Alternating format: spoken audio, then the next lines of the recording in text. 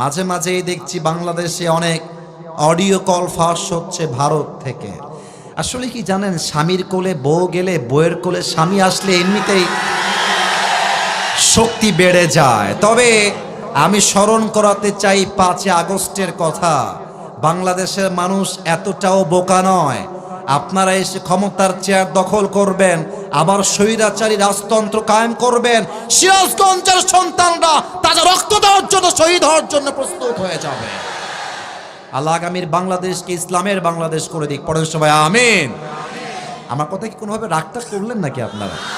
আমি কথা মিথ্যা বললাম না সত্যি বললাম? বলেন বলেন বলেন। সিরাজগঞ্জের মানুষের একটা খুব ভালো স্বভাব আছে, এরা কথা বললে কাপুরুষের মতো নয়, বীর পুরুষের মতো কথা বলে। আর আপনি খুব খেয়াল করবেন, সিরাজগঞ্জের মানুষকে সবাই কিন্তু ভয় পায়। হ্যাঁ, এটা বানাই বললাম না, মেহেরবানি করে বানাই বললাম না, এটা আমি বানাই বলি না, এটা আমি বাস্তব বলছি।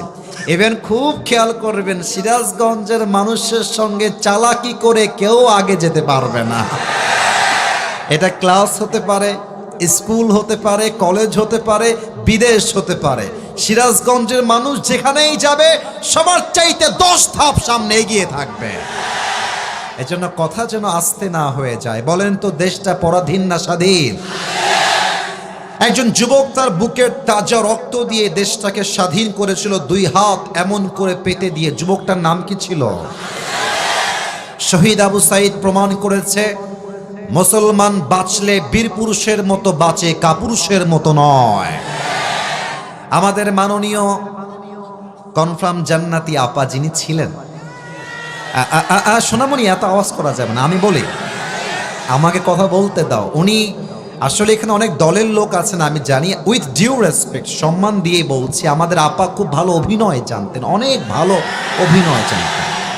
মাশাআল্লাহ, উনি যদি সত্যি একজন নায়িকা হতেন, উনি অবশ্যই নোবেল প্রাইজ অবশ্যই পেতেন বলে আমি বিশ্বাস করি। মাশাআল্লাহ, অসাধারণ অভিনয় স্কিল তার। 3 আগস্টে যখন ঢাকার মেট্রো রেলে আগুন জ্বলে গেল, আগুন লেগে গেল, উনি মিডিয়ার সামনে আসলেন। এসে, আমি তো অভিনয় করতে পারি না, তাই আমি অভিনয় করতে পারছি না, তবে এতটুকু বলবো, একটা টিস্যু নেই। এভাবে টিস্যুটা নাকে দিয়ে মুছতেছে। আমার খালি একটা কথাই মাথায় আসছে, নাটক কম করো প্রিয়, তোমাকে সবাই চেনে। উনি বললেন যে মেট্রো রেলে আগুন লেগে গেছে, এইটা আমার ঠিক করতে 300 কোটি টাকা লেগে যাবে। আমি বললাম, ইয়ার ये तो बहुत बड़ा नुकसान हो गया, 300 কোটি টাকা। আহা, ছাত্ররা কাজটা মোটেও ঠিক করে নাই। পরে উনি 5 আগস্টে মামুর বাড়ি দিল্লি পালিয়ে গেলেন। আমি দেখলাম ঠিক কিছুদিন পরে ডক্টর ইউনুস সাহেব আসলেন, 300 কোটি নয়, 20 কোটির কমে ঠিক হয়ে গিয়েছে। এবার সিরাজগঞ্জের মানুষ বড্ড চালাক, আপনারা ব্রেন দিয়ে একটু ভাবেন।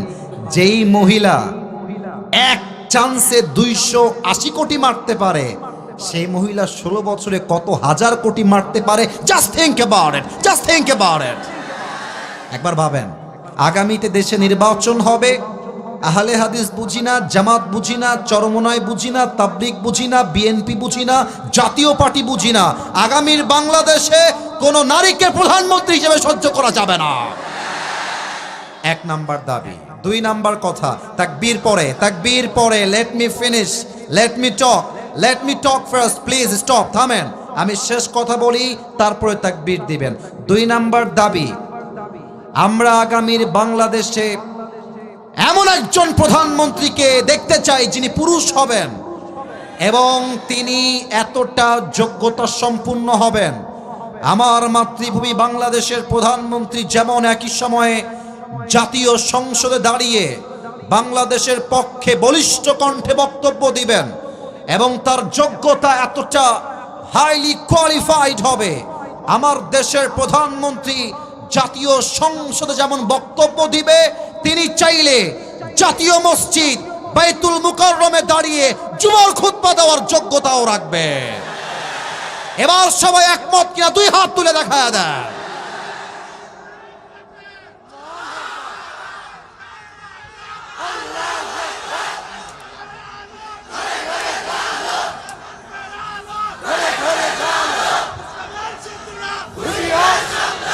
আল্লাহ আল্লাহ এই স্লোগানকে কবুল করুক, পড়েন সবাই আমিন। এটা সিরাজগঞ্জের মাটি, এখানকার মানুষ একমাত্র আল্লাহকে ছাড়া কাউকে ভয় পায় না। সিরাজগঞ্জের ভাড়া পোস্টারটা আমার কাছে যখন এসেছে আমি লেখা দেখেছিলাম আহলে হাদিস জামে মসজিদ উন্নতি প্রকল্পে। আসলে দেখেন, আমি কিছু কথা আসলে আছে কলিজার থেকে বলবো। আমার ভিতরে কোনো প্রকার হিংসা বিদ্বেষ ছাড়া আমি কথা বলছি।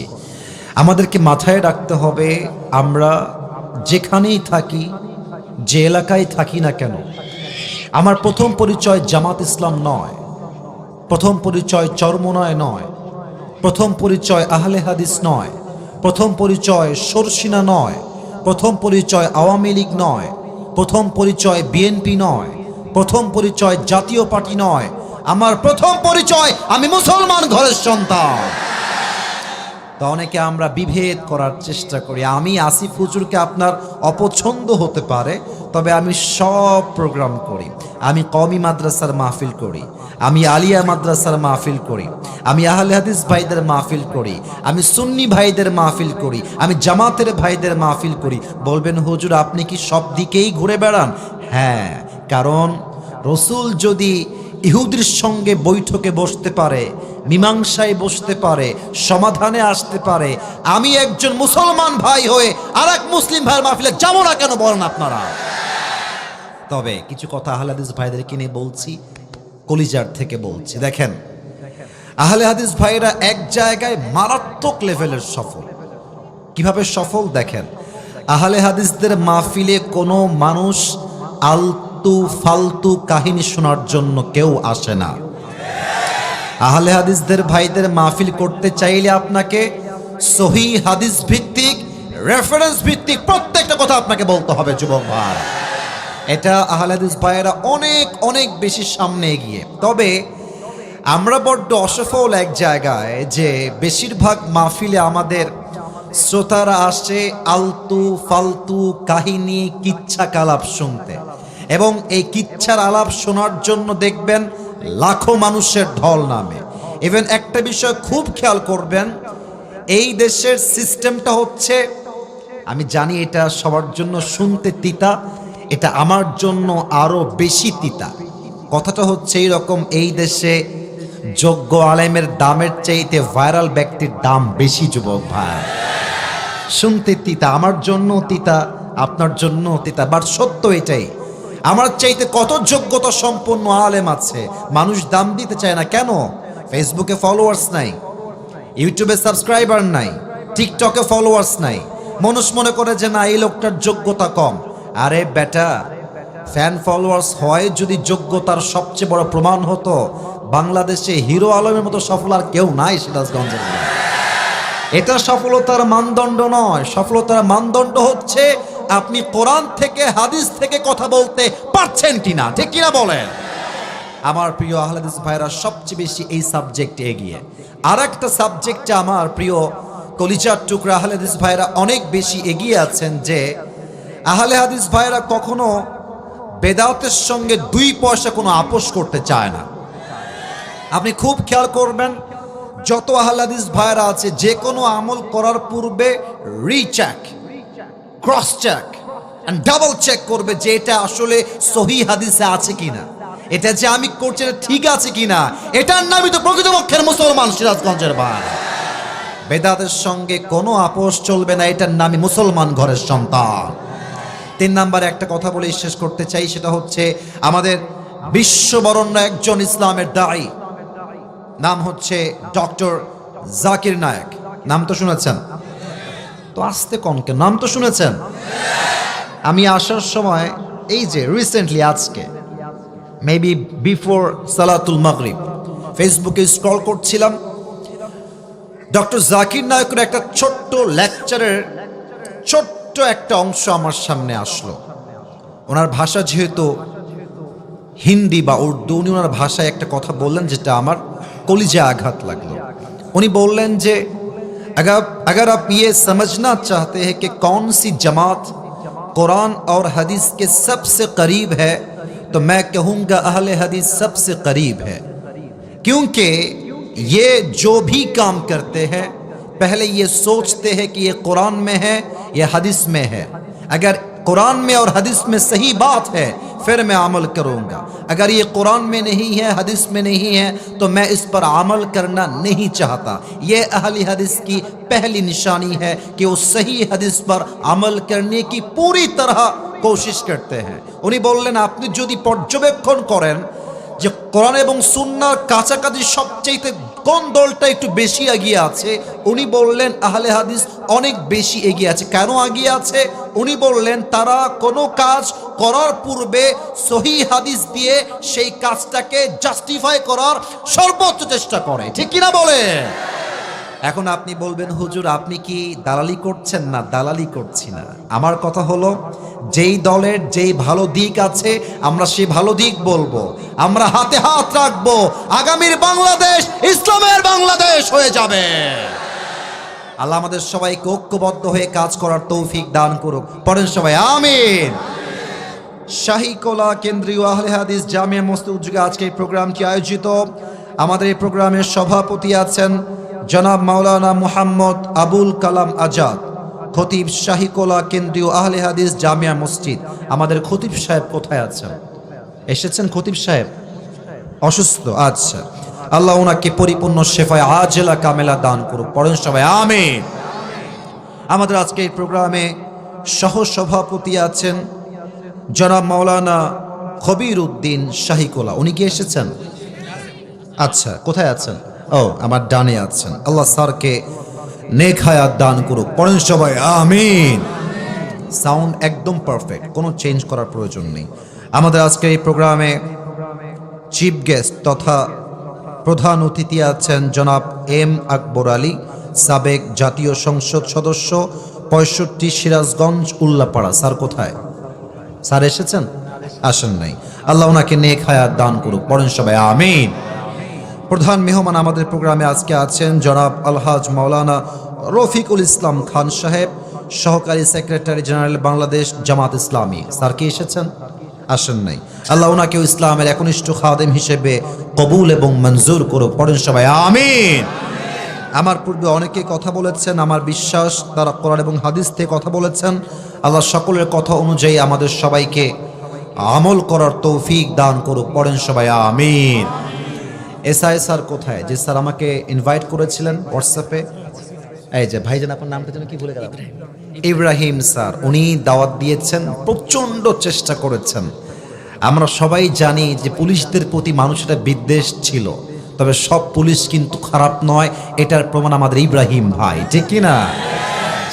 তিনি আমাকে দাওয়াত দিয়ে নিয়ে আসছেন, এনারাও আমাকে দাওয়াত দিয়েছেন, তাদের হাত এখানে আছে। তো ইব্রাহিম ভাইয়ের খুবই ইচ্ছা ছিল আল্লাহ আমার ইব্রাহিম ভাইকে একজন দেশের নাগরিক হিসেবে শুধু নয়, দেশের প্রত্যেকটা মানুষের প্রকৃতপক্ষের সেবক হিসেবে কবুল করুক। পড়েন আমিন।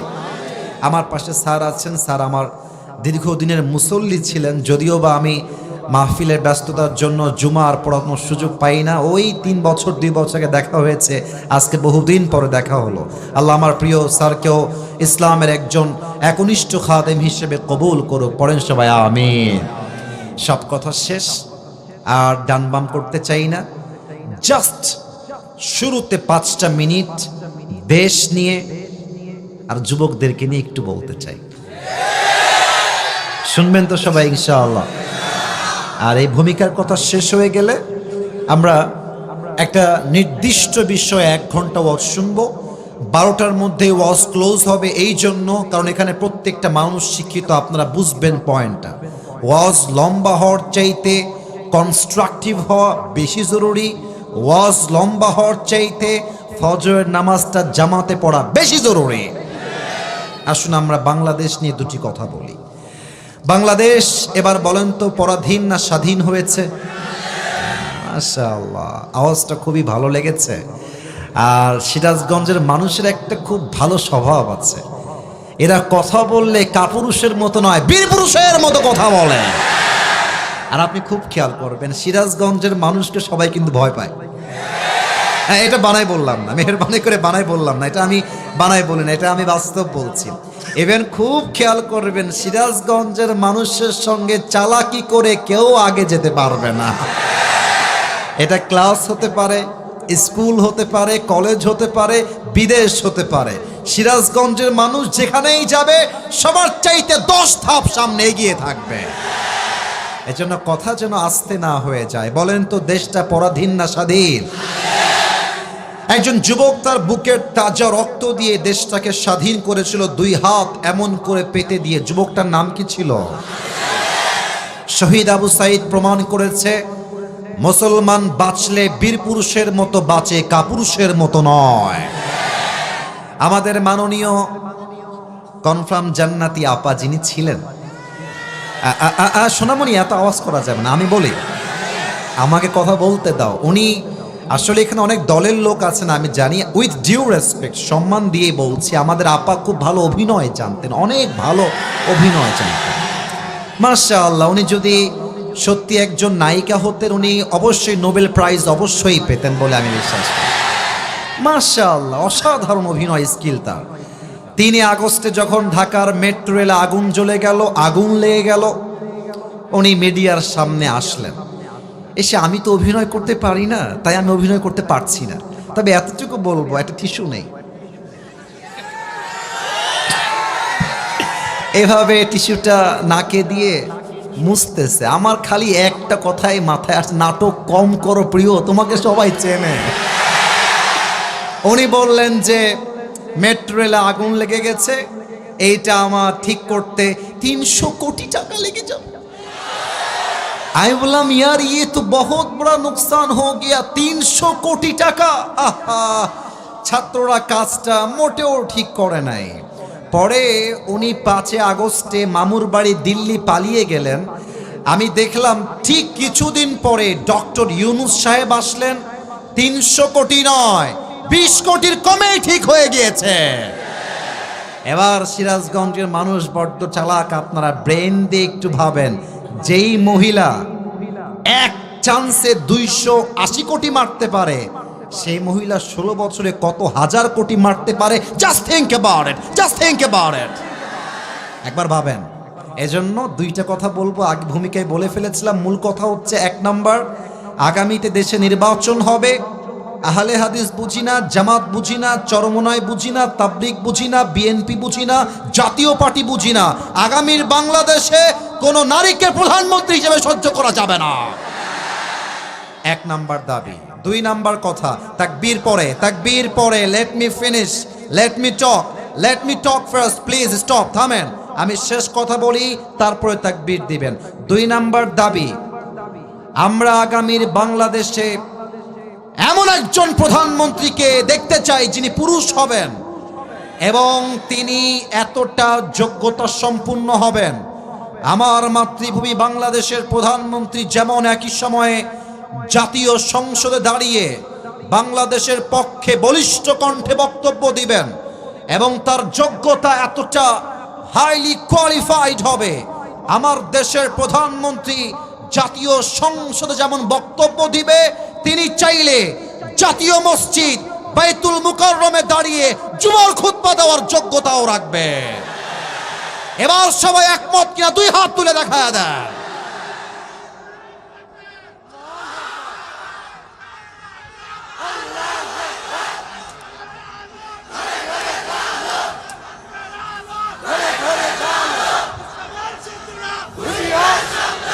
আল্লাহ আল্লাহ এই স্লোগানকে কবুল করুক, পড়েন সবাই আমিন।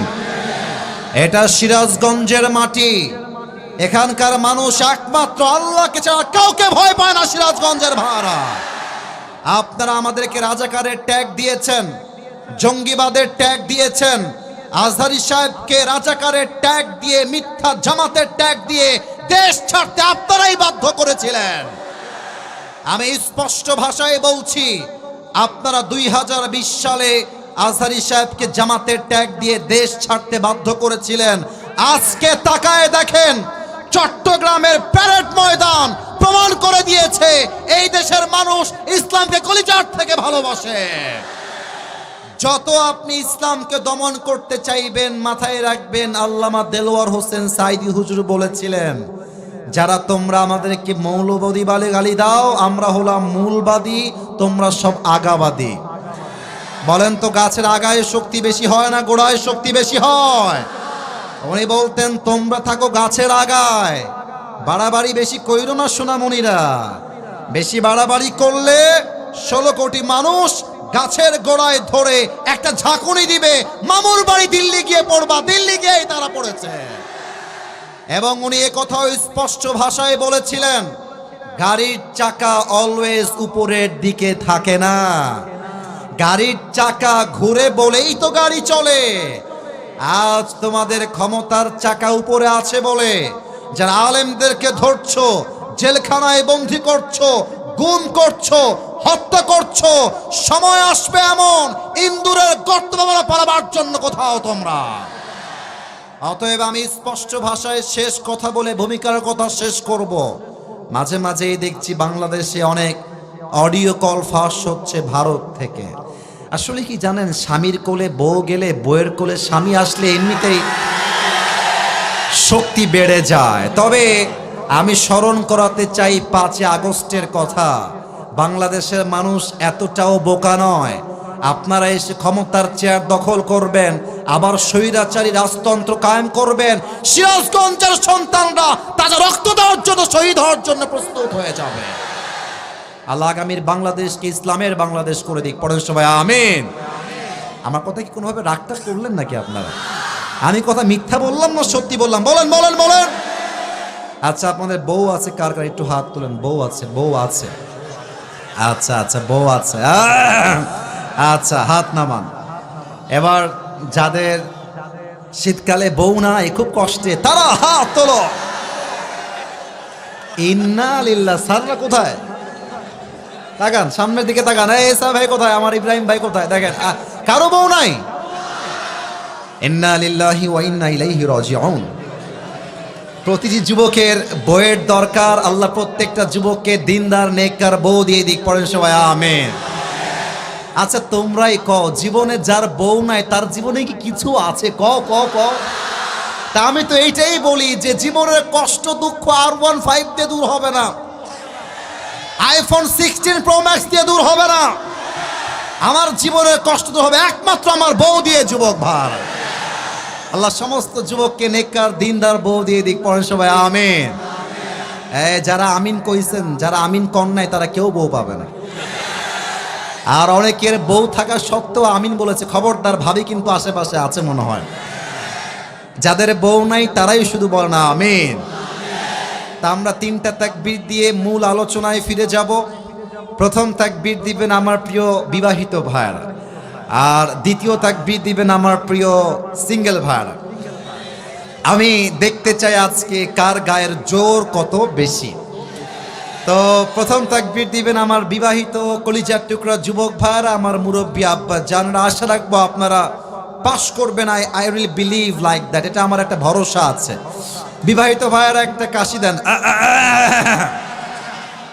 আল্লাহ সম্মান বাঁচাই দিও আজকে। বিবাহিত ভাইয়েরা তাকবীর দিবেন। সিঙ্গেলরা একটু চুপ থেকো, তোমরা চিল্লাইলে আমরা সবাই হেরে যাব, ঠিক আছে? তো বিবাহিত ভাইয়েরা তাকবীর দিবেন। নারায়ে তাকবীর। বাবারে বাবা, মুরব্বীর মাথায় চুল না, এবার তাকবীরে জোর আছে ভালো, মাশাআল্লাহ। এবার আমার সিঙ্গেল ভাইয়েরা তাকবীর দিবেন। আচ্ছা, স্যাররা নাম্বার দিবে। ভাই আমি বেইনসাফি করতে আসি নাই, স্যার এখানে অনেক স্যার আমার, ওনারাই নাম্বার দিবে। সিঙ্গেলরা একটু গলাটা ঠিক করে নাও আগে, দেখা যাক কারা জিতে আসে। নারায়ে তাকবীর। বিবাহিতরা আমারে মাফ করে দিয়ে, আমরা জিততে গিয়েও আবার বিবাহিত ভাইরা হেরে গেলাম। যাই হোক, जो हो गया उसके बारे में सोचना नहीं है। এবার আমরা সবাই মিলে লাস্ট একটা তাকবীর দিব। এমন জোরে তাকবীর দিবেন যে তাকবীরের ঠেলায় আসিফ হুজুর আমি স্টেজ ভেঙে উল্টে নিচের দিকে পড়ে যাব। সবাই মিলে একটা কাশি দেন সিরাজগঞ্জের উল্লাপাড়ার ভাইরা। নারায়ে তাকবীর। আল কোরআনের আলো, আল হাদিসের আলো, কোরআন হাদিস যেখানে, আলেম ওলামা যেখানে, সিরাজগঞ্জবাসী যেখানে, আপনারা যে সাউন্ড দিয়েছেন আজকের মাহফিলের রেকর্ড হয়েছে, আমি ওপেনলি সাক্ষী দিয়ে বলছি, আমার সামনে যেগুলো বসে আছে একটাও বিড়ালের বাচ্চা নয়, সব সিংহের বাচ্চাগুলো আমার সামনে। আল্লাহ সবাইকে ওমর ফারুক রাদিয়াল্লাহু তাআলা আনহুর মতো কবুল করুন, পড়েন সবাই আমিন। আজ একটা নির্দিষ্ট বিষয় আলোচনা করতে চাই ঠিক এই মুহূর্ত থেকে। ওয়াজের মাঝে কেউ যদি উঠে যায়, নিজ দায়িত্বে লুঙ্গি টান দিয়ে ধরে বসায় দেওয়া লাগবে, তবে লুঙ্গি যেন খুলে না যায়, ঠিক আছে? আপনারা সবাই শেষ পর্যন্ত থাকবেন তো সবাই ইনশাআল্লাহ? আপনাদের সবার জন্য আমি এই যে তোমার ক্যামেরা নামাইতে হবে, ক্যামেরা নামাইতে হবে, কোনো কথা হবে না, আমাকে দেখার জন্য ক্যামেরা নয়, সারা জীবন ফেসবুকে দেখে যাচ্ছে, সরাসরি দেখার দিন যুবক ভাইরা, তাই না? একদম পিনপতন নীরবতা চাই সিরাজগঞ্জের ভাইরা। আজকে আলোচনার সেন্ট্রাল থিম বা সাবজেক্ট ম্যাটার হলো the life of hair after, পরকালের জীবন। বলেন সবাই, দুনিয়ার জীবন না পরকালের জীবন? আমি আসিফ হুজুর সবাইকে বলতে চাই, যদি আমার কথায় কোনো ভুল হয়ে যায় আপনি চাইলে আমাকে লিখিত আকারে বলে দেন, আমার কোনো আপত্তি নাই। তবে আমি যদি প্রত্যেকটা কথা রেফারেন্স ভিত্তিক বলি, দলিল ভিত্তিক বলি, আপনি 12টা পর্যন্ত চুপচাপ বসে শুনবেন এবং এটা শুনতে আপনি বাধ্য, ঠিক কিনা বলেন? আসুন আমরা শুরু করছি আল্লাহর নামে। সিরাজগঞ্জের উল্লাপাড়ার ভাইরা বলেন, আলোচনার মূল বিষয়বস্তু দুনিয়ার জীবন না পরকালের জীবন? মাশাআল্লাহ, পরকালের জীবন। 3টা প্রশ্ন করব সবাইকে, উত্তর চাই ইমানি জজবার সাথে। আচ্ছা বলেন তো, দুনিয়ার জীবনটা কি বেশি উত্তম না আখিরাতের জীবনটা বেশি উত্তম? এটার দলিল কোরআনে আছে না নাই? আল্লাহ রাব্বুল আলামিন বলছেন 30 নম্বর পারা, বলেন সবাই কত নম্বর পারা? You have to answer me very loudly man, आवाज थोड़ा कम हो गया है, জোরে জোরে বলতে হবে। 30 নম্বর পারা, কত নম্বর পারা? আচ্ছা, সূরাটার নাম হচ্ছে সূরাতুদ দুহা, বলেন সবাই সূরাটার নাম কি? আয়াত নাম্বার 4। আয়াত নাম্বার কত? আল্লাহ রাব্বুল আলামিন বলছেন এই আয়াতের ভেতরে, ওয়ালাল আখিরাতু খায়রুল লাকা মিনাল উলা। ও আমার বান্দা শোনো শোনো, দুনিয়ার জীবনটা উত্তম জীবন নয়, আসল জীবন নয়, বরং দুনিয়ার জীবনের চাইতে আখিরাতের জীবনকে অধিক গুণ বেশি উত্তম করে দিয়েছে একজন। আওয়াজ দিয়ে বলেন সবাই, তিনি কে? The life of hereafter is much more better than this worldly life. আল্লাহ তাআলা বলছেন দুনিয়ার জীবনটা অধিক উত্তম জীবন নয়, বরং আমি আল্লাহ তাআলা আখিরাতের জীবনকে দুনিয়ার চাইতে অধিক উত্তম করে বানিয়েছি। সুবহানাল্লাহ। আচ্ছা, আজকে হলো শুক্রবার, আজকে কি বার? মাশাআল্লাহ। কালকে কি বার? শনিবার। আমি জানি আপনারা জানেন, তবে একটা এক্সাম্পল দিব তো তাই জিজ্ঞেস করছি। কালকে কি বার? শনিবার। সকাল বাজে 10টা। হঠাৎ করেই দেখছেন আপনার বুকের ভেতরে প্রচন্ড ব্যথা শুরু হয়ে গেছে। এত ব্যথা যে আপনার বাবা মা বুঝে গেছে যে ছেলে হয়তো এখনই মারা যাবে, এমন একটা অবস্থা হয়ে গেছে। কোনো মতে আপনাকে সবাই মিলে নিয়ে গিয়ে সিরাজগঞ্জের হসপিটালে নিয়ে গেছে চেক আপ করাবার জন্য। তো স্যার বলছে ওনাকে নিয়ে রুমে যাও, টেস্ট করাও, হার্টের চেক করাও। টেস্ট হয়ে গেছে, পরীক্ষা হয়ে গেছে। আপনি চুপচাপ বসে বসে ভাবছেন যে বুকে আমার ব্যথা শুরু হলো কেমনে। ভাবতে ভাবতে স্যার বলছে ওনাকে নিয়ে আসো ভেতরে, আমি কথা বলবো। আপনি স্যারের চেম্বারে গেছেন, ডাক্তারের কাছে। এটা কিন্তু ইমানের কথা। হয়তো বা আপনি কখন এভাবে ভাবেন নাই, হয়তো ফার্স্ট টাইম এভাবে ভাবতে আপনাকে বাধ্য করব আমি আসিফ। ডাক্তার বলছে উই আর সো সরি, আমরা খুবই দুঃখিত, আপনার ছেলে হয়তো বা 7 দিনের বেশি দুনিয়াতে আর বাঁচবে না। আচ্ছা আপনারা আমাকে বলেন তো, ডাক্তার আপনাকে বলছে আপনি 7 দিনের বেশি আর বাঁচবেন না, এই কথা শোনার পরে আপনার কি খাওয়া দাওয়া ঘুম আগের মতো আর থাকবে? থাকবে? থাকবে? Everything will be change within a second. সব কিছু একটা মুহূর্তেই পরিবর্তন হয়ে যাবে। দেখেন, ডাক্তার বলেছেন 7 দিন পরে মরতে পারিস, তাও নিশ্চয়তা নাই বাঁচতেও পারিস, কিন্তু আল্লাহ তাআলা এই কোরআনে বলেছেন কুল্লু নাফসিন যায়িকাতুল মাউত লিকুল্লি উম্মাতিন আজাল ইযা জাআ আজালুহুম ফালা ইস্তাখিরুনা সাআহ ওয়ালা ইস্তাকদিমুন। আল্লাহ রাব্বুল আলামিন বলছেন, বান্দা 7 দিন পরে নয় তোর মৃত্যু এই মুহূর্তে হইতে পারে। আপনি ডাক্তারের কথা শুনে ভয়ে আপনার ঘুম হারাম হয়ে গেল, ঘুষের চাকরি বাদ দিলেন, সুদের ব্যবসা বাদ দিলেন, দাড়ি আপনি লম্বা লম্বা ছেড়ে দিলেন, আপনি হারাম রিলেশনশিপ ব্রেকআপ করে ফেললেন ডাক্তারের কথায়। কিন্তু আল্লাহ আপনাকে বলল, বান্দা 7 দিন পরে নয় তুই এখনই মরতে পারিস। তো আপনি সুদ ছাড়তে পারলেন না, আপনি ঘুষ ছাড়তে পারলেন না, আপনি আপনার গার্লফ্রেন্ডের সঙ্গে ব্রেকআপ করতে পারলেন না। এটাই প্রমাণ আমাদের নামে ঈমান আছে, কাজে আসলে আমাদের ঈমান এখন অর্জন আমরা করতে পারি নাই, ঠিক কিনা বলেন?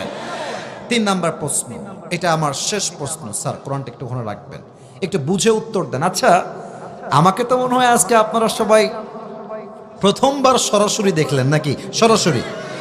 আচ্ছা, আমাকে একবার একটু, যদিও আমি ঘেমে গেছি, দেখতে সুন্দর লাগছে না আমি বুঝতেছি, মজা করলাম, যাই হোক এটা মজা করলাম, জাস্ট ফান। আমাকে একটু সবাই দেখে, মুরব্বীরাও বাদ যাবেন না, স্যাররা যারা পেছনে আছেন সামনে আছেন, যুবক ভাইয়ারা, আমাকে যতটুকু দেখা যায় একটু দেখে আমাকে বলেন তো এটা আয়াতের সঙ্গে রিলেটেড। আয়াত বলবো তো তাই আগে জিজ্ঞেস করছি। আমাকে দেখে আনুমানিক অন অ্যান অ্যাভারেজ আইডিয়া অনুযায়ী আমার বয়স কত মনে হচ্ছে আনুমানিক? 50 কে বললো রে? 25, 30, 31, 32 এমনই তো মনে হয়। আচ্ছা, আমি একটা প্রশ্ন করতে চাই সবাইকে। আমার এই সিরাজগঞ্জের উল্লাপাড়ার মাহফিলে এমন কোন মুরব্বী আব্বাজান কি এসেছেন যার বয়স 50-এর বেশি থাকলে একটু হাত তুলবেন? 50 প্লাস, মাশাআল্লাহ মাশাআল্লাহ, অনেক হাত উঠে গেছে, হাত নামা।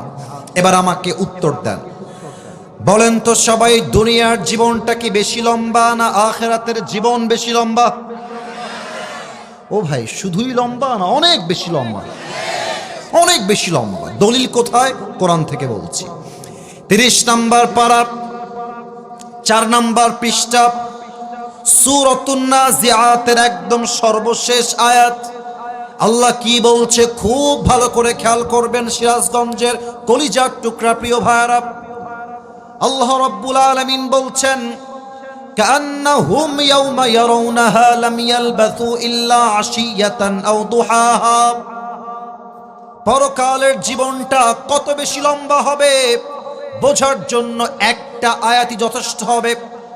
আল্লাহ বলছেন, বান্দা শোনো শোনো, পরকালের জীবনটা কত লম্বা বুঝে নাও। এক মুরব্বী আব্বা চান যার বয়স 50, 60 কিংবা 80 বছর, ওই মুরব্বী আব্বা চান যেই দিন দুনিয়ার থেকে বিদায় নিবে, কবরের জীবন যেই দিন শুরু হয়ে যাবে, পরকালের জীবন যেই দিন শুরু হয়ে যাবে, ওই মুরব্বী যেই দিন পরকালকে সচক্ষে দেখবে, পরকালের জীবনটা এত বিশাল বিশাল লম্বা জীবন হবে। ওই মুরব্বী ডাক দিয়ে বলবে, আল্লাহ, এই পরকালের জীবনটা এত বিশাল লম্বা জীবন, আমার কাছে দুনিয়ার 80 বছরের জীবনটা আজকে জাস্ট একটা সকাল কিংবা একটা সন্ধ্যার মতো মনে হচ্ছে। আল্লাহু আকবার। You will feel as like it was just morning or on evening and nothing else. 80 বছরের পুরো লম্বা একটা জীবনকে আখিরাত দেখার পরে একটা সকাল কিংবা একটা সন্ধ্যার মতো মনে হবে। Could you imagine how much long time it is? কতটা লম্বা সময় হবে পরকালের জীবনটা রে ভাই, বলেন না সবাই একবার জোরে সোরে আল্লাহু আকবার। এবার একটা কথা বলবো, তবে এটা অনুভূতির জগতে নিয়ে যাব সবাইকে। আচ্ছা, এখন যদি আমি নেমে যাই এখান থেকে, ওই ভিতরে গিয়ে কয়েকজন মুরব্বী আর যুবকের পকেট চেক করি, আপনারা রাগ করবেন না আমার কথায়। আমার মনে হয় যে 10-20 জনের পকেট থেকে এমনিতে বিড়ির প্যাকেট বের হবে এখন। মাহফিল থেকে যখন যায়, এই রাস্তা দিয়ে যাওয়ার সময় আছে আছে আছে আছে আছে আছে ভাই, চায়ের দোকানে তো 2 ঘন্টা 3 ঘন্টার সময় দেন, আজকে তাফসীর মাহফিলে কিছুক্ষণ সময় দেওয়া যায় না? যায় না? যায় না? যায় না? আমি সবাইকে বলবো দুইটা চোখ জাস্ট বেশি না 5 সেকেন্ডের জন্য সবাই বন্ধ করবেন। কেন বন্ধ করবেন আমি ভূমিকার কথাটা বলে দেই। আজকে আমরা শুনবো পরকালের জীবনটা শুরু হবে কেমনে, মৃত্যুটা আপনার সামনে আসবে কেমনে, নামাজির মরণ কেমন হবে, বেনামাজির মরণ কেমন হবে আমরা জানবো। আমরা আরো জানবো আজীবন শুনেছি কবরের জীবন, কবরের জীবন। আচ্ছা কবরের প্রথম রাতটা কেমন হবে এটা তো আমাদেরকে জানতে হবে, এটা আজকে আমরা জানবো। আজীবন শুনেছি মৃত্যুর পরে আবার আল্লাহ আমাকে জীবিত করবেন, how he will resurrect everyone again, Allah সবাইকে জীবিত করবেন কেমনে এটা আমরা জানবো। আজীবন শুনেছি কিয়ামত, কিয়ামত, কিয়ামত, হিসাব দিবস। এই হিসাব দিবসটা হবে কেমনে, বিচার হবে কেমনে আমরা জানবো। এন্ড ফাইনালি আমরা জানবো যে দুইটা দল যে হয়ে যাবে, এক দল যাবে জান্নাতে আর এক দল যাবে জাহান্নামে। সেই দল জান্নাতে যাবে কেন, জাহান্নামে যাবে কেন, in details we will talk about on this matter. বলেন সবাই ইনশাআল্লাহ। ওরে ভাই হাত তুলে বলেন সবাই ইনশাআল্লাহ। এবার আসুন চোখটা বন্ধ করছি, আমি নিজেও, আপনারা কেউ বেঈমানি করেন না আমার সাথে। সবাই চোখটা বন্ধ করে মাথা নিচের দিকে রেখে আখিরাতকে স্মরণ করবেন সবাই। আমিও ট্রাই করছি, আমার চোখ বন্ধ হয়ে গেছে। আশা রাখবো সিরাজগঞ্জের মানুষ আসিফ হুজুরের কথাটা আজকে রাখবে। চোখটা বন্ধ, মাথা থাকবে নিচের দিকে। আমি গুনছি 1 থেকে 5। 1 2 3 4 5। ওপেন ইউর আইস, চোখ খুলবেন সবাই। আমরা এখন বসে আছি সিরাজগঞ্জের উল্লাপাড়ার পঞ্চকোশীর একটা এরিয়ায় বা একটা এলাকার মাঠে। আপনাদের সিরাজগঞ্জের যে এই হাইওয়ে রোডটা আছে, একটু কথা বলতে চাই সবার সাথে, একটু কথা বলবেন। হাইওয়ে রোডে যে বাসগুলো যায়, দেশ ট্রাভেলস, ন্যাশনাল, গ্রামীণ, গ্রিন লাইন, হানিফ, যত বাস যায়, বাসগুলো কি খুবই আস্তে যায় না খুবই জোরে যায়? খুবই জোরে যায়। আমি তো একটা কথা আজকে বলেই ফেলবো যেটা আমি সব জায়গায় বলতে পারি না, কারণ সিরাজগঞ্জকে ভালোবাসি তাই বলছি। আসলে তোমাদের যাদের বাইক আছে, যারা বাইক চালাও, তুমি দেখবা এই বাসের ড্রাইভার, ট্রাকের ড্রাইভার, মানে বাইকের চালককে মানুষ মনে করে না। এরা মনে করে কুকুর রাস্তা দিয়ে গাড়ি চালাচ্ছে। হ্যাঁ, তোমাদেরকে আমি বলছি কারণ তোমাদের বুকে সাহস আছে, আমি জানি এটা। তুমি যখন দেখবা যে তুমি হাইওয়ে রোডে যাচ্ছ বাইক নিয়ে, আমার দিকে তাকাও, বাইক নিয়ে যাচ্ছ, খুব খেয়াল করবা, তোমরা সবাই জানো, দেখবা যে তোমার রাস্তা ঠিক আছে, কিন্তু একটা হানিফ বাস আর একটা বাসকে ক্রস করে সামনে চলে আসছে। ইভেন তোমাকে এমন ভাবে চাপায় দেয়, মনে হবে যে মানুষ না, রাস্তায় কুকুর যাচ্ছে, ওর কোনো জীবনের মূল্য নাই। তো যদি এরকম কখনো তোমার সাথে হয়, চেপে যাবা, চেপে গিয়ে আগে নিজেকে সেভ করবা। হ্যাঁ, সেভ করে বাইকটা আবার ঘোরাবা, বাইক ঘোরাবা, সোজা ওর বাসের সামনে যাবা। যত দূর যাবে তত দূর তুমি যাবা, ওর বাসের সামনে বাইক রাখবা। ও বাইক দেখে থামাবে বাস, ওর কলার ধরে গাড়ির থেকে নিচে নামায় নিয়ে আসবা। ওকে নামায় নিয়ে ইচ্ছা মতো কুকুরের মতো পিটাবা ওইটাকে। আমি আসিফ হুজুর ফতোয়া দিলাম এইটা জায়েজ, জায়েজ, জায়েজ। কেন? এদেরকে না পিটাইলে এদের জন্য আমার কলিজার টুকরা যুবকদের তাজা প্রাণ রাস্তায় ঝরে যায়। যেমন কুকুর মাঝে মাঝে তেমন মুগুর দেওয়া লাগে যুবক ভাইরা, ঠিক কিনা বলো? আপনি একটু ভাবেন যে আগামীকাল আপনার সিরাজগঞ্জের শহরে একটা কাজ আছে, আপনি উল্লাপাড়ার থেকে যাবেন সিরাজগঞ্জের মেইন শহরে। তো রেল ক্রসিং এর যে বাইপাস রোডটা আছে, আমার চাদর দেখা যায়, এই যে এখানে কিন্তু আমার চেয়ারের একটা হাতলি আছে, হাতলি মানে আমার হাত রাখার জায়গা। মনে করেন যে এটা হচ্ছে আপনার উল্লাপাড়ার ছোট্ট গলি, আর এই যে টেবিলটা এটা হচ্ছে বিশ্ব রোড। এই জায়গাটা আপনি বাইক নিয়ে যাচ্ছেন সিরাজগঞ্জ সদরে, জাস্ট বাইকটা নিয়ে একদম নর্মালি আছে, মুরব্বিও নর্মাল, মাও নর্মাল, বাবাও নর্মাল, সবাই নর্মালি যাবেন, গিয়ে বামে যাবেন। আপনি জাস্ট বাইকটা বিশ্ব রোডে উঠিয়েছেন, আর পেছন দিক থেকে এসে একটা হানিফ বাস এমন চলে একটা ধাক্কা দিয়েছে, আপনি 40 হাত দূরে গিয়ে পড়েছেন একটা ধাক্কা।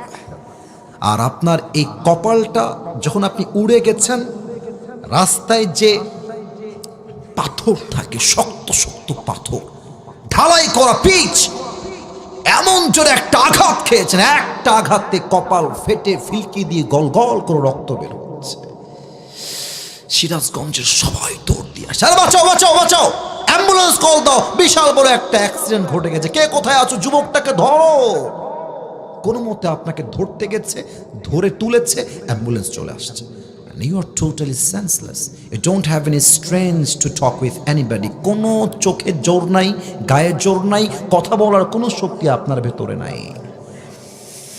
সবাই মিলে আপনাকে তুলে অ্যাম্বুলেন্স করে মেডিকেল পাঠিয়ে দিয়েছে। 24 ঘন্টা যাবত চোখটা আপনার বন্ধ, জ্ঞান আপনার ভেতরে নাই। 24 ঘন্টা পর চোখটা সামান্য একটু খুলেছেন, তাকিয়ে দেখছেন আমি কোথায় ছিলাম রে, আমি কোথায় আসলাম রে। চোখটা কেমন যেন ঝাপসা হয়ে গেছে, অ্যাক্সিডেন্ট করেছেন তো, মাথায় আঘাত লেগেছে, চোখে ওরকম আগের মতো আর ক্ষমতা শক্তি নাই। দেখছেন যে বেডে শুয়ে আছেন, যে বেডটা সাদা, চাদরটা সাদা, বালিশটা সাদা, রুমের জানালা সাদা, দেওয়াল সাদা, ফ্যান সাদা, everything is look like a white colour, সবই সাদা আর সাদা রঙে ভরা। মনে মনে ভাবছেন আমি ছিলাম কোথায়, আমি আসলাম কোথায়, আমি আসলে আছি কোথায়। হঠাৎ করে চোখটা সামনের দিকে দিয়েছেন, চোখটা খুলে গিয়েছে। চোখের সামনে পা সোজাসুজি বিশাল লম্বা একটা গ্লাস ফিটিং করা দরজা। দরজায় লেখা আছে এই রুমটার নাম হলো ICU, last stage of your life. মুরব্বী জীবনের শেষ মুহূর্তে পৌঁছে গিয়েছে, যুবকটা জীবনের শেষ মুহূর্তে পৌঁছে গিয়েছে। ভাবছে ইস রে, আজীবন কেন সুদ খেলাম, ইস আজীবন কেন আমি ঘুষ খেলাম। প্রত্যেকটা মেয়ে ভাববে ইস আমি আমার যৌবনকালে পর্দা করে রাস্তায় বের হলাম না কেন, আফসোস করবে। হঠাৎ করে দেখবে আইসিইউ রুমের জানালা দিয়ে একজন যুবক আকাশ থেকে নেমে আসছে।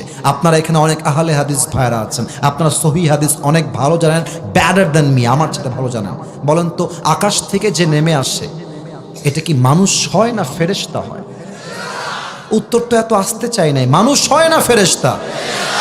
আপনার সবাই হাদিস জানেন, মৃত্যুর শেষ মুহূর্তে যে ফেরেশতা রূহ কবজ করতে আসবে তার নাম কি? মত, মালাকুল মত বা আজরাইল আলাইহিস সালাম আপনার সামনে এসে দাঁড়িয়ে যাবে।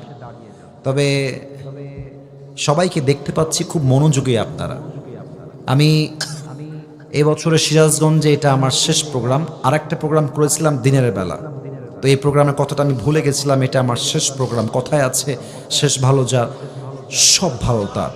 আমি অলরেডি 1 ঘন্টা ওয়াচ করে ফেলেছি। ওয়াল্লাহি আমি 1 ঘন্টা ওয়াচ করেছি। এটা বলার উদ্দেশ্য আমি আপনাদের হক নষ্ট করব তা না, আমার ফর্মে দেওয়া আছে, তারাও জানে আমি 1 ঘন্টার বেশি ওয়াচ করি না। তবে সব জায়গায় আসলে নিয়ম দিয়ে হয় না, মাঝে মাঝে ভালোবাসা দিয়েও হিসাব করতে হয়। তো মালাকুল মত যখন আপনার সামনে এসে দাঁড়িয়ে যাবে, আপনি যদি নামাজি বান্দা হন আপনার সঙ্গে মালাকুল মতের আচরণ কেমন হবে আমি আপনাকে হাদিস থেকে বলছি। নামাজি বান্দার সামনে যখন মালাকুল মত আসবে তার চামড়ার রং হবে ফর্সা সাদা, ধবধবে ফর্সা যুবক হবে, তার দেহের পোশাক হবে সাদা জুব্বা, দেখতে হবে তাগড়া একজন যুবক। এসেই বলবে নামাজি বান্দাকে, ইয়া আইয়াতুহান নাফসুল মুতমাইন্না উখরুজি ইলা মাগফিরাতিল্লাহি ওয়া রিজওয়ানি, এই প্রশান্ত আত্মা আসো আসো আসো, বের হয়ে আসো। আরে ভাই কোথায় যাব? মালাকুল মত বলবে ইলা মাগফিরাতিল্লাহি ওয়া রিজওয়ানি, আল্লাহর জান্নাত আর ক্ষমা আর সন্তুষ্টি তোমার অপেক্ষায় আছে, তুমি বের হয়ে আসো শুধু। সুবহানাল্লাহ পড়ে।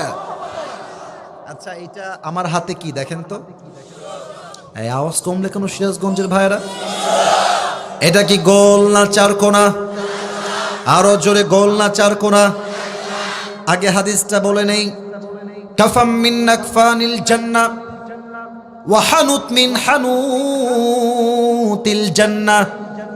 আল্লাহর হাবিব বলেছেন নামাজি যেই মুরব্বি হবে, নামাজি যেই যুবক হবে, আল্লাহ রাব্বুল আলামিন তার রূহকে কবজ করে জান্নাত পর্যন্ত নেওয়ার জন্য জান্নাত থেকে বিশেষ করে একটা স্পেশাল রেশমি রুমালের কাপড় জান্নাত থেকে দুনিয়াতে আল্লাহ পাঠিয়ে দিবে। কোন সুবহানাল্লাহ। এবার আমার ডান হাত দেখেন তো, একটু অভিনয় করবো হাদিসের প্র্যাকটিক্যাল অনুযায়ী। ডান হাত দেখা যায়? দেখেন, মালাকুল মউত আপনার সামনে আসবে, নামাজি বান্দার সামনে ডান হাত দিবে, রুহটাকে সুন্দর করে বের করবে, রুমালে রাখবে, ভাঁজ করবে, এমনি সুন্দর করে ভাঁজ করে কাফাম মিন নাকফানিল জান্নাহ ওয়া হানুত মিন হানুতিল জান্নাহ, আপনার রুহটাকে নিয়ে সোজা জান্নাতের ঠিকানা ইল্লিন পর্যন্ত মালাকুল মউত পৌঁছায় দিবে। সুবহানাল্লাহ। এটা হচ্ছে নামাজি বান্দার মরণ হবে।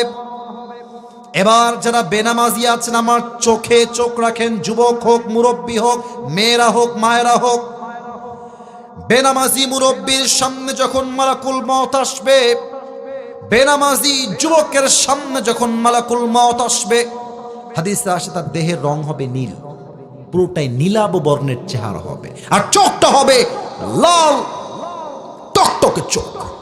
হাদিসে এও আসছে মালাকুল মউতের দেহ হবে বিশাল লম্বা, পা থাকবে জমিনে হেট তথা মাথা থাকবে আকাশ বরাবর বিশাল লম্বা।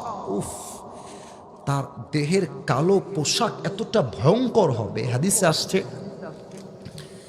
বেনামাজি যখন মালাকুল মউত কিভাবে দেখবে, হঠাৎ করে তার ভয়ঙ্কর চেহারা দেখে বেনামাজি পুরো দেহের মধ্যে একটা ভূমিকম্প তৈরি হয়েছে, থর থর থর থর করে কাঁপবে।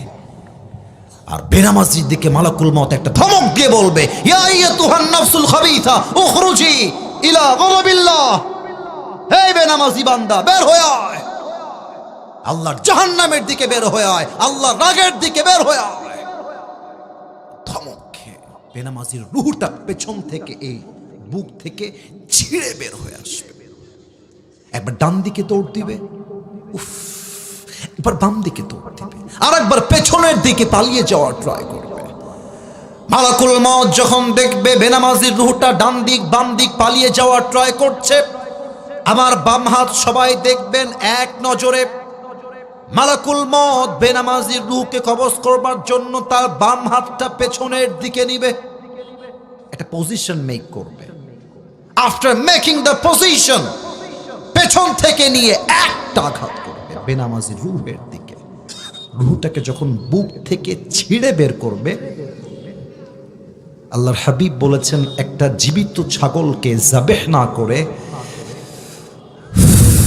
তার চামড়া কেউ যদি তাকে জবাই না করে ব্লেড দিয়ে কেচি দিয়ে ছিঁড়ে ফেলে, ওই ছাগলটার ওই জীবিত অবস্থায় যতটুকু কষ্ট হয়, আল্লাহর হাবিব বলেছেন নামাজি বান্দার রূহটাকে তার চাইতে, বেনামাজি বান্দার রূহটাকে তার চাইতে 70 গুণ বেশি কষ্ট দিয়ে বের করে নিয়ে আসা হবে। নাউজুবিল্লাহ।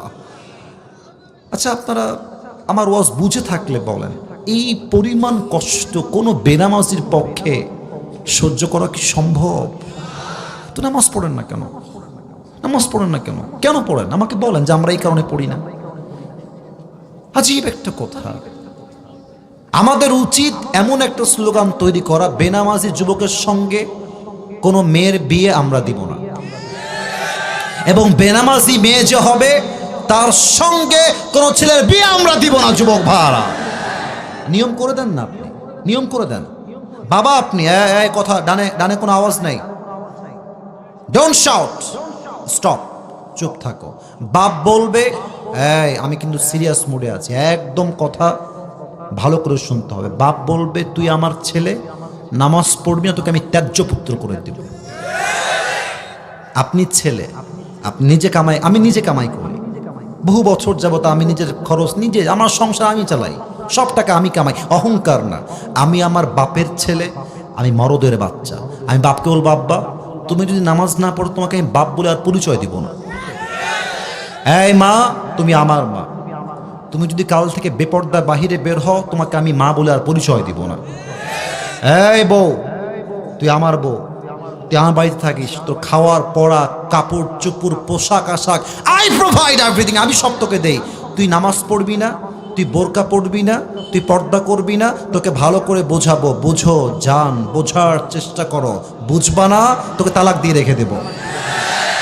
আমার কথা একটা, আমার আত্মীয় হোক, আমার রক্তের হোক, আমার বন্ধু হোক, আমার বউ হোক, আমার বাপ হোক, আমার মা হোক, নামাজ যে পড়বে না তার কোনো জায়গা আমার জীবনে হবে না।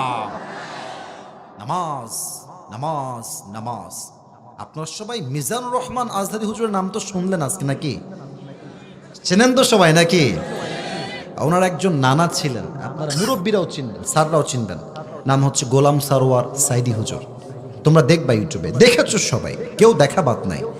উনি একটা কথা প্রায় বলতেন, নামাজ নাই যার ঈমান নাই তার। নামাজ নাই যার মুসলমান হিসেবে পরিচয় দেওয়ার কোনো অধিকার তার নাই। যুবক ভাইরা, ঠিক কিনা বলো? বেনামাজির রুহ যখন কবজ হয়ে যাবে, বাস নিথর লাশ দুনিয়ায় পড়ে থাকবে। এবার শুরু হয়ে যাবে কবরের প্রথম রাত, কবরের প্রথম জীবনের প্রথম ধাপ। একটা প্রশ্ন করব সবাইকে, এখানে সব জ্ঞানী মানুষ আছেন, পেছনে অনেক জ্ঞানী মানুষ আছেন, আমি কাউকে বাধাবার জন্য প্রশ্ন করছি না, তবে উত্তর অনেকে ভুল দেবেন, আগেই বলে রাখলাম, অনেকে ভুল দিবেন, আবেগে ভুল দিবেন। বলেন তো কবরে মোট প্রশ্ন হবে কয়টা?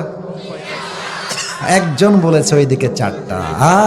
কবরে মোট প্রশ্ন হবে 4টা। সিরাজগঞ্জের ভাইরা বলেন সবাই কয়টা? আমি বলে দিচ্ছি, সমস্যা নাই। আচ্ছা, আমি প্রশ্ন করছি, উত্তর দিবেন আপনারা সবাই। প্রথম প্রশ্ন, মার রব্বুক, হু ইজ ইউর লর্ড? আমাদের রব কে? এটা সিরাজগঞ্জের আওয়াজ হয় নাই, বলেন সবাই আমাদের রব কে? আল্লাহ আমার রব, এই রবই আমার সব। বলেন না, আল্লাহ আমার রব, দমে দমে তনু মনে তারি অনুভব। সুবহানাল্লাহ। তোমার দুনিয়াতে আমি যেদিকে তাকাই, অথই নিয়ামতে ডুবে আছি সবাই। পাখপাখালির কণ্ঠে শুনি তাসবিহ কল রব, তাসবিহ কল রব। আল্লাহ আমার রব, এই রবই আমার সব। দমে দমে তনু মনে তারি অনুভব। রবকে। 2 নাম্বার প্রশ্ন হবে, তারিফু হাদার রাজুল, এই মানুষটা তোমার কে হয়? আমাকে উত্তর দাও। যেই যুবকের মুখে দাঁড়িয়ে আছে, যেই যুবকটা নবীর সুন্নাহ আজীবন মেনেছে, যেই যুবকটা আজীবন সহিহ হাদিসকে অনুসরণ করেছে, বলবে আরে তুমি কানে কি জিগাও মিয়া, হাদা নবিয়ুনা মুহাম্মদুর রাসূলুল্লাহ সাল্লাল্লাহু আলাইহি ওয়াসাল্লাম। তবে একটা কথা বলে ফেলতে হবে, নয় আমার আত্মতৃপ্তি হবে না। আমি একটু মাইকটা হটাই জিজ্ঞেস করছি। আচ্ছা, আমার মুখে সবাই তাকান, এইটা আমার মুখে লম্বা লম্বা কি? ওদিকে আওয়াজ নাই, জোরে বলেন কি এইটা? আমি কেন মাইকটা হটাইছি? এটা রিভিউ চাই, রিভিউ চাই। সবাই বলবেন আমাকে, আমাকে একটু দেখেই বলেন। আচ্ছা, দাড়ি রেখে, আমি তো যুবক ছেলে, আমি তো বুইড়া না। আমি বুইড়া না কি রে বাবুরা? আমাকে বলেন তো, দাড়ি রেখে কোনোভাবে কি আনস্মার্ট লাগতেছে? ইয়েস না কি নো? আমাকে আনস্মার্ট লাগছে না, বরং আমি তো মনে করি যে দাড়ি রাখে সে সিংহ পুরুষ। যুবক ভাড়া বলো। কিছু মেয়ে আছে দাড়ি দেখলে একটু চুল খায়, দাড়িওয়ালাকে এদের পছন্দ হয় না। কিছু কিছু মেয়ে আছে। আমি আসলে সিরাজগঞ্জে এসেছি বলেই বলছি, আমি প্রত্যেকটা মেয়েকে সম্মান করি, তবে যেই মেয়েদের দাড়িওয়ালা পছন্দ হয় না, সিরাজগঞ্জের যুবকেরা, তুমি একটু সাইডে তাকে নিয়ে যাবা একটু কথা বলার জন্য, একটু ছোট কথা, ছোট। বলবেন যে আপু আপনার তো দাড়িওয়ালা পছন্দ হয় না, তো আমার ওপিনিয়ন অনুযায়ী আমার মনে হচ্ছে এরকম মেবি বেস্ট হবে, বেটার হবে, it will be best for you. সেটা কি বলেন তো? আপু আপনার জন্য দাড়িওয়ালা যেহেতু পারফেক্ট না, আমার মনে হচ্ছে আপনার জন্য বিটিএস এর হিজরা বেশি পারফেক্ট হবে। আপনার জন্য এটাই বেস্ট, কারণ আপনার রুচির যে দুর্ভিক্ষ, আপনার গাঞ্জা খরচা ভালো কপালে জামাই জুটবে না। আর আমি তো বলি ওপেনলি অলওয়েজ, যেই মেয়ে আমাকে দাড়ির জন্য বিয়ে করতে চায় না, সে আমার বউ হওয়ারই কোনো যোগ্যতা রাখে না। এবার বলেন তো সবাই, আমার নবীর মুখে লম্বা লম্বা চাপ দাড়ি ছিল কি ছিল না? আমার নবীর মতো সুন্দর আর কেউ হতে পারে? আসতে কেন হতে পারে? চাঁদের চেয়ে সুন্দর তুমি, নবী আমার কামলিওয়ালা, দো জাহানের বাদশা তুমি, প্যারা নবী সাল্লে আলা। দো জাহানের বাদশা তুমি, প্যারা নবী সাল্লে আলা। চাঁদের চেয়ে সুন্দর তুমি, নবী আমার কামলিওয়ালা। সুবহানাল্লাহ। অতএব আমি তো আসলে খুব কষ্ট পাই বলতে, আমি কিন্তু কোনো মেয়েকে অসম্মান করতে চাই না যুবক ভাইরা। তোমরা বলো সব মেয়ে কি খারাপ? তোমরা বলো বলো বলো। না, সব মেয়ে খারাপ না। এই যুগে এখনো ভালো মেয়ে আছে, আবার খারাপ মেয়েও আছে। আমি মেয়েদের রুচি দেখলে বড্ড অবাক হয়ে যাই। মানে কিছু কিছু মেয়ের চাহিদা এত হাই হয়ে গেছে, এরা সামান্য একটা আইফোন 16 প্রো ম্যাক্স পাওয়ার জন্য কক্সবাজার পর্যন্ত চলে যায়।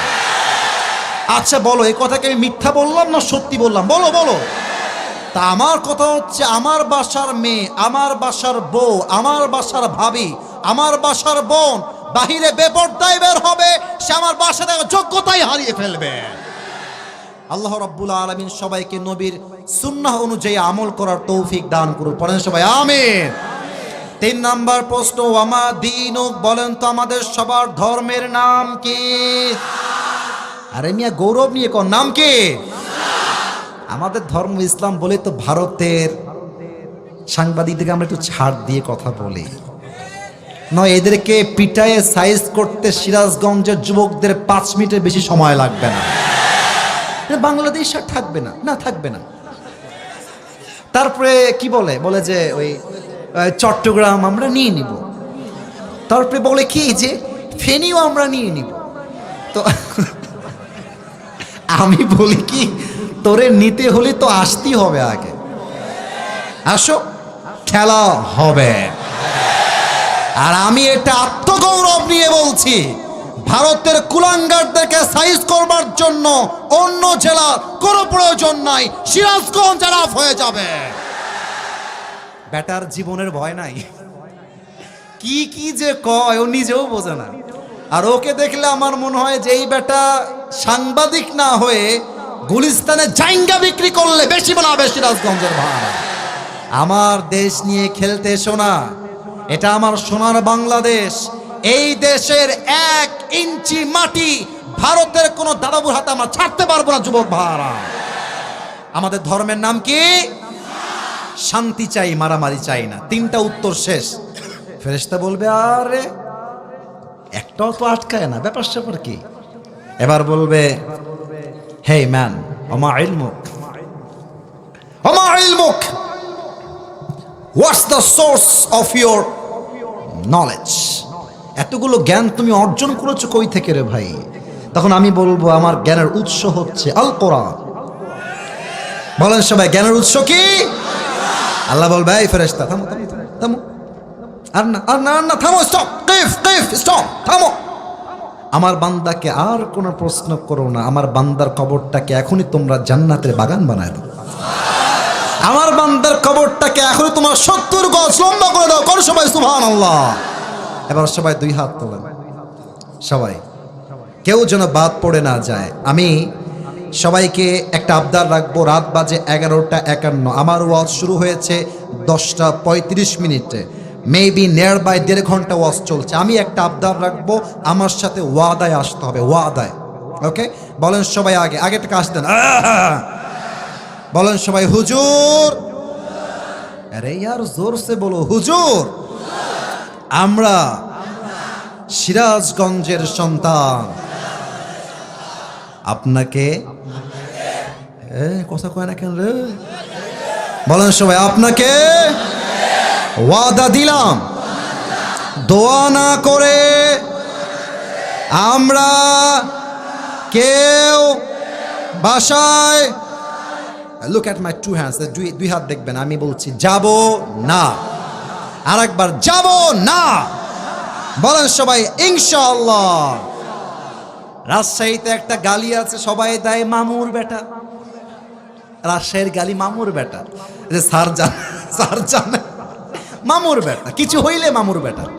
তো এই যে ওয়াদা আপনারা করলেন এই 1.5 ঘন্টা টাইমে এসে, যদি কোনো মামুর বেটা দোয়া না করে উঠে যায়, আল্লাহর হাবিব বলেছেন লা ঈমান আল্লাহ লিমান লা আমান আল্লাহ, যার কথা ঠিক নাই তার ঈমানের ঠিক নাই।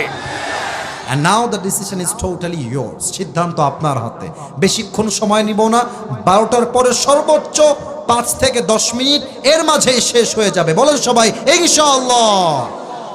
প্রিয় ভাইয়ারা, পরকালের জীবনটাকে আল্লাহ তাআলা মোট 3টি ভাগ করেছেন। বলেন সবাই কয়টা? পরকালের জীবনটা আল্লাহ রাব্বুল আলামিন তিনটা ভাগ করেছেন। তিনটা ভাগ বলেই দোয়া হবে। এক নাম্বার ভাগ, যেই বান্দা দুনিয়ার জমিন থেকে মৃত্যু হয়ে বিদায় হয়ে গেল। দুনিয়ার জমিন থেকে বিদায় হওয়া মানেই সব জীবন শেষ হওয়া নয়, বরং তাকে পরকালের যাওয়ার পরে, কবরে যাওয়ার পরে আবার জীবন দিয়ে জীবিত করবে একজন। তিনি কে? You have to believe in on the day of resurrection. আপনাকে পুনরুত্থান দিবসে বিশ্বাস রাখতে হবে, number one. Number two, if you believe in life of hereafter, then you must have to believe in on the day of accountability.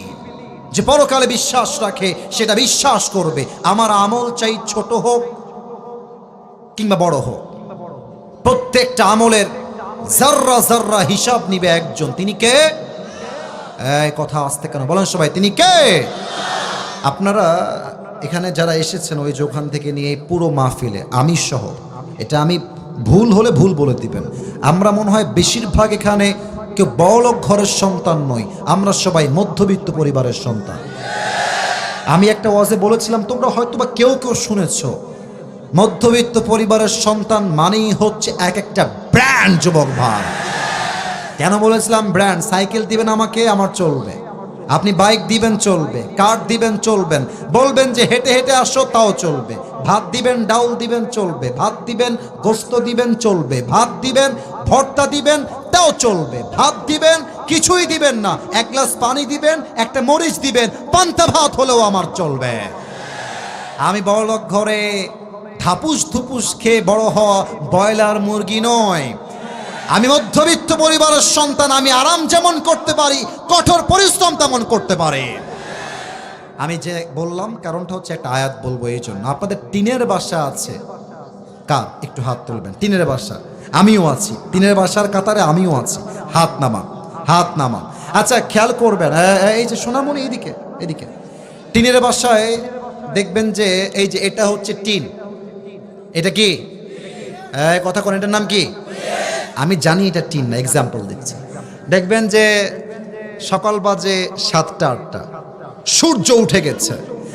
দেখবেন যে টিনের কিছু ফুটা থাকে, ফুটা। দেখবেন যে ফুটা দিয়ে ছোট্ট দাগ হয়ে কিছু কিরণ বা আলো, তাপ আসে। কথা ভুল বললাম না ঠিক বললাম? দেখবেন যে ওই আলোর দাগের মধ্যে কিছু ছোট্ট ছোট্ট ধুলা থাকে, দেখা যায় যায় যায় যায়। এখন সিরাজগঞ্জের যুবক ভাবছে ধুলা তোরে আজকে খাইছি, তোরে আমি আজকে ধরেই ছাড়বো, তুমি যাবা কোথায় আজকে?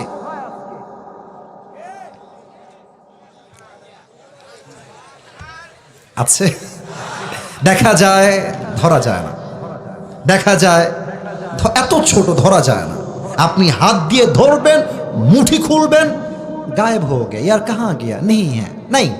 ছোট্ট ছোট্ট ফামাইয়া আমাল مثقال ذرة خيرا يره ومن يعمل مثقال ذرة شرا يره।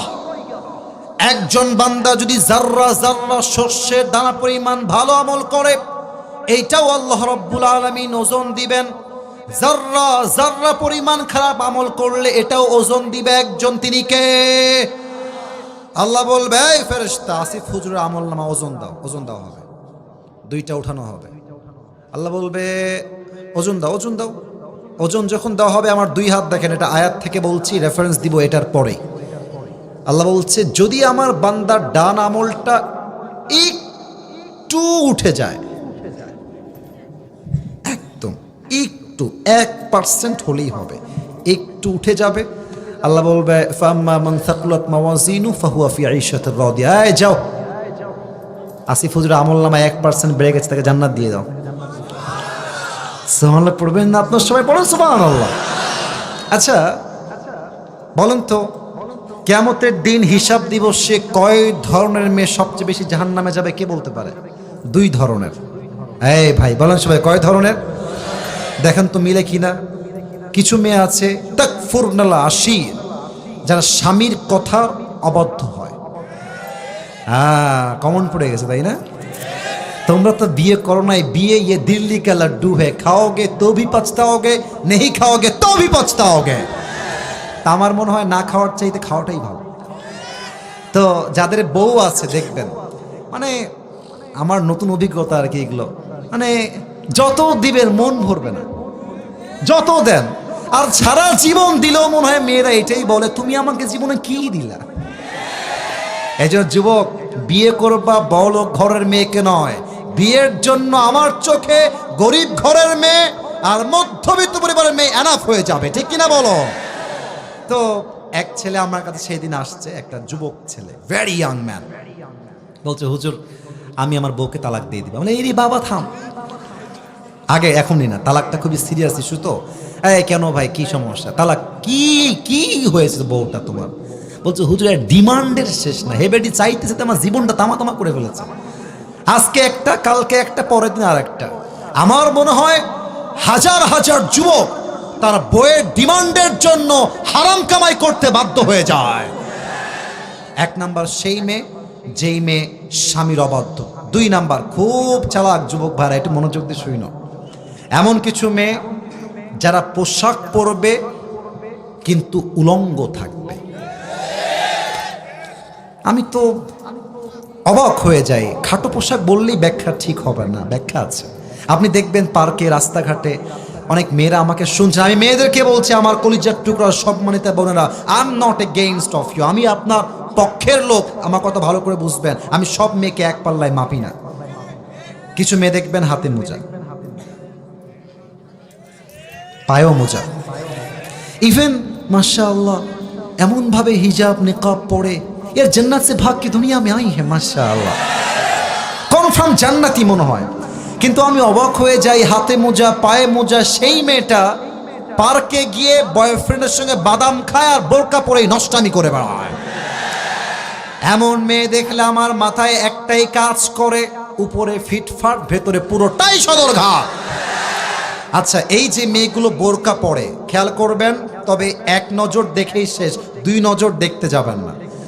দেখবেন যে মেয়েদের বোরকা আজকে এমন টাইট ফিটিং হয়ে গেছে, বোরকা যখন পরে বলতে আমার লজ্জায় মাথা নিচু হয়ে যাচ্ছে, তবুও বলতে হবে, না বললে কিয়ামতের দিন আমার হিসাব হবে, আমি কেন বললাম না। এমন মেয়ে এমন এমন বোরকা টাইট ফিটিং পরে, ওর দেহের প্রত্যেকটা প্রাইভেট অঙ্গ প্রত্যঙ্গের ভাঁজ বোঝা যায় যুবক ভাই। তো সেই মেয়েদেরকে বলবো, বিনয়ের সাথেই বলবো, এখানে অনেক যুবকরা আছো, আপনাদের মতো মেয়েদের এই বোরকা না পরে জিন্সের প্যান্ট পরা অনেক বেশি ভালো হবে। আপনাদের মতো মেয়েরা টাইট ফিটিং বোরকা পরবেন, পার্কে গিয়ে বোরকা পরে ইটিস পিটিস করবেন, আমার কলিজার টুকরা সম্মানিতা আদর্শবান মেয়েদের বদনাম হয়ে যায় যুবক ভাই। এমন কিছু মেয়ে কিয়ামতের পূর্বে বের হবে যারা পোশাক পরেও উলঙ্গ থাকবে। আর তোমরা সিরাজগঞ্জে আছো, অনেক ভালো আছো, এখান থেকে ঢাকা হয়তো 2 থেকে 2.5 ঘন্টা দূরে হবে। ঢাকার কি যে নির্মম অবস্থা, আমি তোমাকে কেমনে বুঝাই, বিশ্বাস করো। মাঝে মাঝে যমুনা ফিউচার যাই, মাঝে মাঝে বসুন্ধরা যাই কিছু কেনাকাটা করার জন্য, মানে আমার মনে হয় যে কেনাকাটা করে এসে গোসল করে তওবা করতে হবে। আর মেয়েরা এতটা নির্লজ্জ, এমন এমন পোশাক পরে, যুবকদের চোখ নষ্ট হয় না, মুরব্বীর চোখটাও নষ্ট হয়ে যায়। আচ্ছা বলেন তো, যেই মেয়েটা আজকে এরকম উলঙ্গ হয়ে ঘুরছে, তারও তো একদিন বিয়ে হবে, সেও তো একদিন মা হবে। এমন পর্দাহীন নষ্ট মেয়ের থেকে ইসমাইলের মতো সন্তান কোনো জন্মগ্রহণ করবে না। 2 নাম্বার, সেই মেয়েরা যারা পর্দা করেও পোশাক পরেও উলঙ্গ থাকে। এই হচ্ছে পরকালের দ্বিতীয় দিবস, হিসাব দিবস। 2 ধরনের মেয়ে সবচেয়ে বেশি জাহান্নামে যাবে। সর্বশেষ একটা কথা, সবচেয়ে বেশি জাহান্নামে মানুষ যাবে কেন? আল্লাহ কোরআনে বলেছেন, ইয়াতাসাআলুনা আনিল মুজরিমিনা মা সালাকাকুম ফি সাকার ক্বালু লাম নাকু মিনাল মুসাল্লিন। এই বেনামাজি, এই সুদখোর, এই ভাই তুমি জাহান্নামে আসলা কেন? বলবে ভাই আমার সব ঠিকঠাক ছিল, আমি জাস্ট নামাজি ছিলাম না, জাস্ট বেনামাজি হওয়ার জন্য আমাকে জাহান্নামে নিক্ষেপ করা হয়েছে। এই হচ্ছে হিসাব দিবস। হিসাব দিবস শেষ। 3 নাম্বার, এটাই আমার শেষ কথা।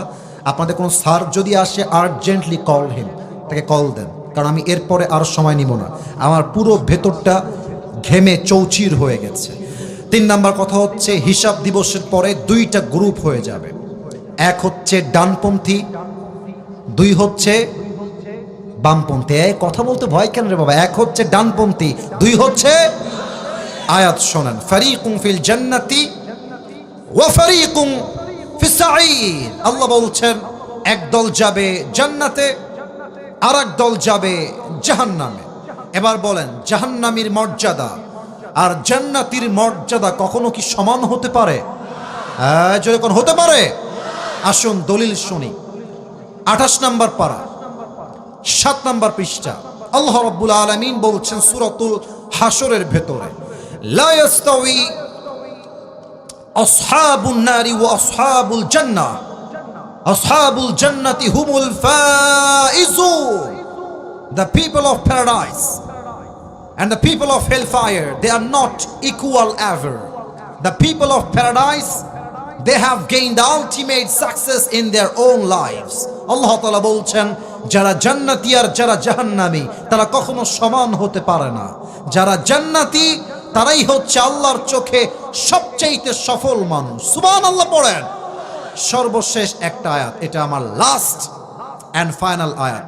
জান্নাতীর কাতার হবে ডান দিকে। সিরাজগঞ্জের উল্লাপাড়ার ভাইরা বাম দিকে না ডান দিকে? আল্লাহ বলবে জান্নাতীর কাতার থেকে ওই দুইজন কই যায়, এই কানটুপি, এই পিচ্ছি, বসো বসো বসো। আল্লাহ বলবে এই আব্দুর রহমান বের হ, এই আব্দুল্লাহ বের হ জান্নাতীর কাতার থেকে। আয়াত একটু পরে বলছি, আয়াত বলবো একটু পরে। আচ্ছা আল্লাহ বের হব কেন? আমরা কি জান্নাত পাবো না? আল্লাহ বলবে আরে আগে বের হও, সাইডে যাও। আল্লাহ আমরা কি জান্নাত পাবো না? আল্লাহ আমরা কি জাহান্নামী হয়ে যাব আজকে? আল্লাহ বলবে বান্দা না না, জান্নাত পাবা না, পাও না। তবে সবাই যাবে হিসাব দিয়ে, তোমরা বিনা হিসাবে জান্নাতে যাবে। মাশাআল্লাহ বলেন সবাই সুবহানাল্লাহ। আল্লাহ কেন? এই চোখ, কথা শুনান। আল্লাহ কেন বিনা হিসাবে জান্নাত? শুনে রাখেন, আজীবন কাজে দিবে, শেষ ভালো যাও সব ভালো তার। আল্লাহ বিনা হিসেবে জান্নাত, আমি এমন কি আমল করেছি? আল্লাহ বলবে ওই যে তুমি মধ্যবিত্ত পরিবারের ছেলে ছিলে, গরিব ঘরের ছেলে, বাসায় চাল নাই, ডাল নাই, ভাত নাই, পরীক্ষা দাও ফেল হয়ে যাও, বিয়ে করতে যাও বিয়ে হয় না, কত কষ্ট তোমার জীবনে ছিল। কিন্তু তোমাদের মাহফিলে আসিফ হুজুর আসলো, এসে বলল কেমন আছেন আপনারা সবাই? তুমি সব ভুলে ধৈর্যের সাথে বললা আলহামদুলিল্লাহ অনেক ভালো আছি। এই যে তোমার ধৈর্যের গুণ, এই যে তোমার শুকর গুজারের গুণ, আল্লাহর কাছে বড্ড পছন্দ হয়ে গেছে আমলটা। যাও, ইন্নামা ইউওয়াফাস সাবিরুনা আজরাহুম বিগাইরি হিসাব। Those who observe patience in this world, they will be given their reward without measure. আল্লাহ বলবে যাও, ধৈর্যশীল বান্দাদেরকে আমি আল্লাহ আজকে বিনা হিসাবে জান্নাত দিলাম। জোরে সোরে সুবহানাল্লাহ। সিরাজগঞ্জের সাউন্ডে সুবহানাল্লাহ হয় না? আরেকবার আর বিজোর সে পড়ো সুবহানাল্লাহ। আল্লাহ আমাদের সবাইকে তুমি কিয়ামতের হিসাব দিবসে বিনা হিসেবে জান্নাতি হিসেবে কবুল করে নিও। আল্লাহ আমার কলিজার টুকরা যুবক ভাইদেরকে 5 ওয়াক্ত নামাজি হিসেবে কবুল করে নাও। আল্লাহ আমার প্রত্যেকটা মুরব্বী আব্বা জানদেরকে তুমি ঈমানি একজন মুরব্বী আব্বা জান বানায় দাও। আল্লাহ আমার কলিজার টুকরা প্রত্যেকটা মা বোনকে তুমি পর্দাশীল নারী হিসেবে কবুল করো না, পড়না আমিন। সবাই 2 হাত তোলেন, সবাই 2 হাত তোলেন। প্রিয় কলিজার টুকরা ভাইরা, আজকে সিরাজগঞ্জের মানুষ এই 1.5 ঘন্টার বেশি বসে এটা প্রমাণ করেছে সিরাজগঞ্জের মানুষ কলিজার থেকে কোরআনকে ভালোবাসে। এবং আমার বিশ্বাস আমার এসা ইব্রাহিম ভাই আমাকে নিয়ে আসছে, আমার স্যাররা আমাকে নিয়ে আসছেন, যদি আপনাদের সহযোগিতার হাত তারা পেয়ে যায় নেক্সট বছর তারা মিজানুর রহমান আজহারিকেও আনতে পারে। যুবক ভাইরা বলো আল্লাহ সেই তৌফিক কমিটিকে ভাইদেরকে দান করুক। পড়েন সবাই আমিন। 2 হাত তুলে একটা ওয়াদা করেন, বলেন সবাই আল্লাহকে ডাক দিয়ে, বলেন সবাই আল্লাহ। আল্লাহু আকবার, মাশাআল্লাহ। আল্লাহ তুমি শোনো আমাদের ডাকটা, বলেন সবাই আল্লাহ। আজকে এই সিরাজগঞ্জের মাহফিল থেকে আওয়াজটা কমে গেল, একটু জোরে বলবেন তওবা করলাম, আরেকবার তওবা করলাম। ও আল্লাহ তুমি আমার জীবনে সব গুনাহ, ও ভাই একটু দিল থেকে কোন আমাদের কার আমিন কবুল হয়ে যায় আল্লাহ ভালো জানে। বলেন সবাই সব গুনাহ মাফ করে দাও। আর একটা ছোট্ট ওয়াদা করবেন। আচ্ছা, দোয়া কি আমাদের হবে না কি হবে না?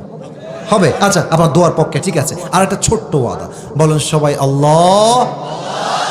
এই তোমরা সব তাগড়া যুবক, একটু জোরে বলো তো, আল্লাহকে একবার ডাকো তো, বলো আল্লাহ, আমরা তোমাকে মন থেকে ওয়াদা দিলাম। ওয়াদাটা একটু জোরে, ওয়াদা দিলাম। আর হ্যাঁ, এই ওয়াদা দিচ্ছ শুধু মুখে না, দিল থেকে নিয়াত করে ফেলো। বলো সবাই, আল্লাহ, আজ থেকে আমি 5 ওয়াক্ত নামাজি হয়ে যাব। আর একবার 5 ওয়াক্ত নামাজি হয়ে যাব। বলেন সবাই ইনশাআল্লাহ। আল্লাহ সবাইকে তুমি 5 ওয়াক্ত নামাজি বান্দা বান্দি হিসেবে কবুল করে নাও। হাত নামান।